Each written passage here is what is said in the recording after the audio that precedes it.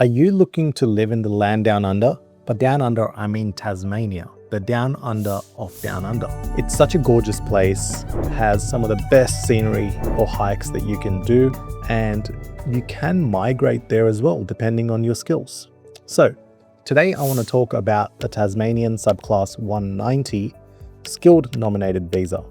That's where the state government will invite you to live permanently in the state and look at what the process is to try to get this invitation from the state government of Tasmania. My name is Abby from Migration Centre of Australia, and today we're going to run through some of the key criteria. So there's a catch when it comes to the application process because it's a two-step journey. We're going to break down exactly how you can navigate this exciting process and secure your future in Tasmania.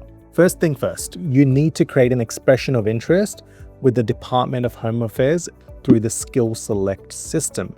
So essentially an expression of interest will break down your age, your English level, what kind of points you're claiming for various other things in terms of experience, NATI, CCL, translation exams, having a partner, not having a partner, and the rest of it, right? So essentially you want to be competitive when it comes to scoring points. Depending on your occupation, there's high competition, then you should be scoring a higher level of points. You must meet the eligibility criteria. So we're going to run through the basic criteria for the expression of interest. You need to be below 45. You need to have a valid skills assessment, meet the English language requirement, which is competent, at least 6 in each for IELTS or equivalent in the other examination. Like PTE, you need 50 in each. Get a minimum score of 65 points overall in this EOI, expression of interest, and you must have a nominated occupation on the relevant skills list for being invited. Once your EOI is ready, you're not just done yet. You need to then move on to step 2, where you'll need to register your interest with Migration Tasmania. Now, think of this as your ticket to potentially get nominated by the Tasmanian government. If you don't lodge it, you will not be invited. Now, Tasmania offers different pathways to secure the nomination, and understanding your eligibility is key in this point. So let's take a quick look at the different pathways within the Subclass 190 to get invited by the Tasmanian government. Now, there's the employment pathway. So the skilled employment pathway essentially means you need to have your occupation on TOSOL. That stands for Tasmanian Onshore Skilled Occupation List. Now, your job must be listed on TOSOL, let's call it, and meet any related caveats that apply to that occupation. You must have worked in Tasmania for at least 6 months, averaging at least 20 hours per week. Subcontractors can qualify with a relevant skills assessment and at least 12 months of business activity in Tasmania. So this is a good opportunity, especially for people that work in construction. Most of the industry works on contractor rates. So what that means is they don't get paid for the time that they work, especially because of the weather conditions. Why should the companies pay you for the time that you can't actually work? And that's why contractors are used a lot more in the construction industry. For the long-term employment option, you must have worked in Tasmania for at least 15 months in the role related to your skill assessment. Your employment must meet any occupational caveats listed for your occupation. If you're a subcontractor, you must have worked there for at least 15 months in the relevant occupation that you're being nominated for. For both options, these are all skilled employment options. For both options, you must have been employed for at least 20 hours per week over the last 6 months before submitting your application. You must currently reside in Tasmania and intend to stay there with no dependents living in any other state. So even if you have a family, maybe your family is living in New South Wales or Victoria, you need to make sure all the dependents have been living in Tasmania. Your job should closely relate to your nominated occupation with the same 4 digits of the ANSCO code at the start. So maybe you're working in an occupation which allows for a change slightly, but it needs to be within the same ANSCO group. So ANSCO is a list of definitions, or every occupation allowed to be invited is related to an ANSCO code. If you're working in a different occupation, it can't be a completely different occupation. It needs to be within the same ANSCO group. And how is that defined? That's if the first 4 digits on the ANSCO code are the same. There must also be a genuine and ongoing need for your role within the business, including a minimum of a 12-month contract with at least 3 months remaining when you apply for the nomination. Your employment needs to be closely related to your occupation, and the job should be with a well-established business that's been operating for at least 12 months in Tasmania. So it can't be a new business setup. So we've covered the skilled employment pathways. What about if you're a graduate of Tasmania?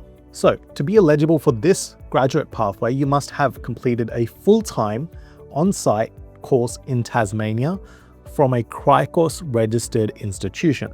Now, any international students studying in Tasmania will most likely be studying at a institution that is CRICOS approved, because they need to be approved to enroll international students.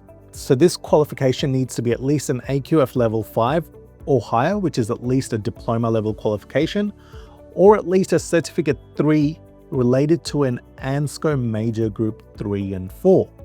So if your ANSCO group major is 3 or 4, in terms of skill level, right, what that means is they're allowing you to still come across with a minimum Cert 3 education. You should have lived in Tasmania for at least 2 years during your studies and currently reside there, with plans to continue to live in Tasmania. So Tasmanian PhD candidates who haven't completed an undergraduate degree in Tasmania can still apply for the Living in Tasmania pathway as long as they've completed at least 2 years for their PhD. Now, the next one is the Tasmanian Established Resident Pathway. To qualify for this pathway, you must have lived in Tasmania for at least 3 years, with no more than 50% of your total time being spent in Australia, making sure that more than 50% has been in Tasmania. So even if you've moved around, total duration spent in the last 3 years, more than 50% of that needs to be in Tasmania. You must meet one of the following criteria. So be employed in Tasmania for a cumulatively of 12 months in the last 24 months in a role equivalent to ANSCO skill level 1, 2, or 3 with minimum 20 hours per week. Be employed for a cumulatively 18 months in the last 3 years in a role equivalent to ANSCO level skill levels 4 or 5. So you can see at the higher skill level, they're only looking for 12 months in the last 24 months. And for the lower skill level 4 or 5, they're looking at 18 months in the last 36 months. They're giving you a longer duration as well. And again, minimum 20 hours per week. If you've operated a business in Tasmania for at least 2 years with taxable earnings above TISMET, which is currently $73,150, you will also be eligible. Now, the next category is the Overseas Applicant Health Sector Pathway. So this is for people that are residing outside Australia and only operating or able to come with skills in the health industry. So to qualify, you must have a health or allied health skill assessment for an occupation within the specified 4-digit ANSCO groups and a formal job offer for a position closely related to your nominated occupation in Tasmania. So not only are they asking you to be from a specific occupation within a specific industry, but they're also asking that you have a job offer to commence your role if the visa is granted. Now, this is quite difficult. We've had clients ask questions about this from overseas, where we've had consultations and they say, how do you expect the job to be available when the processing time for the Subclass 190 is so long? That job won't be available later on, even though we put in effort to try and get that.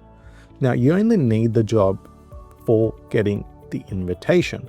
Once everything is done, you lodge the visa. It's not a visa criteria that you have the job continue to be available for you because the department is taking so long to process these applications. Now, you or your dependents should not have lived in any other state in the last 12 months. Your employer must have been operating in Tasmania for at least 12 months and run a well-established business. The wages and conditions offered should be at least equivalent to what they would be if they were offered to another Australian citizen or permanent resident. And the salary being offered in that offer letter should be equivalent to the market salary rate. So they shouldn't be trying to underpay you and bring you over on that job offer. Additionally, there are Things that you need to meet: it must be a genuine and ongoing position for that business that's issuing you the offer, with the capacity to sustain your employment. So it should be a well-established business that is able to financially support the claims that they're making. So there you have it. Applying for the Tasmanian state nomination, subclass 190. There are 4 different pathways. Depending on which one you fit into, you can try your luck at trying to get an invitation. If you're in Australia, more than likely, you need to be already living there to try and get that invitation. Now, these rules may or may not change in the next financial year, which will be from July 2025 onwards.